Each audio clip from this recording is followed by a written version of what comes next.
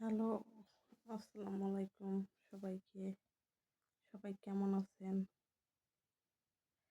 একটা কথা কি, কাউরে যদি কোনো সময় বেশি ভালোবাসবেন, সেটা কখনো প্রকাশে আনবেন না।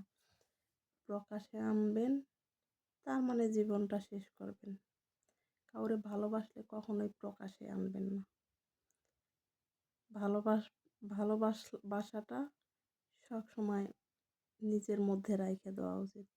যখন যে মানুষটারে ভালোবাসবেন, তার কাছে যখন প্রকাশ করবেন, সেই মানুষটা আপনারে দুর্বল জায়গা পায়ে যাইব। পায়ে যাওয়ার পরে সেই জায়গাতেই বারবার আঘাত করব। কারণ তখন তার এই ভালোবাসাটা তার কাছে প্যাটার্ন মনে হইব। বেটার অপশন খুঁজতে যাইব তোমারে রাইখে।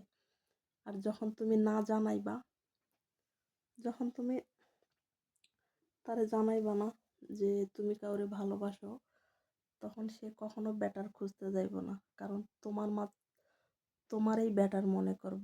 আর যখন তুমি কাউরে জানাইবা যে তুমি তারে ভালোবাসো, তখন সে বেটার কাউকে খুঁজতে যাইব। আর দ্বিতীয়ত কথা, ভালোবাসার মানুষ অনেক কষ্ট দেয়, অনেক কষ্ট দেয়, কিন্তু দিন শেষে সেই মানুষটারে ভোলা যায় না, সেই মানুষটারে ছাইরে থাকা যায় না। এটাই হচ্ছে আমাদের মতো মানুষের ব্যর্থতা, যে কাউরে ভালোবাসলে ভোলা যায় না তার কথা সব সময়ের জন্য। তাকে মিস করি, তাকে করি। বাট এই সুযোগটা আমরাই তো করে দিই। আমাদের প্রিয় মানুষের জন্য এই সুযোগটা আমরা তৈরি করে দিই।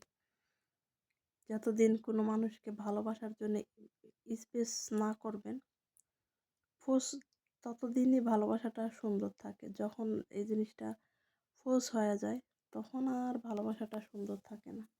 তখন ধীরে ধীরে ভালোবাসার মানুষের থেকে দূরত্বটা চলে আসে, দূরত্ব। কারণ তখন আর আপনারে তার ভাল লাগে না, অন্য কাউরে তখন তার ভাল লাগে।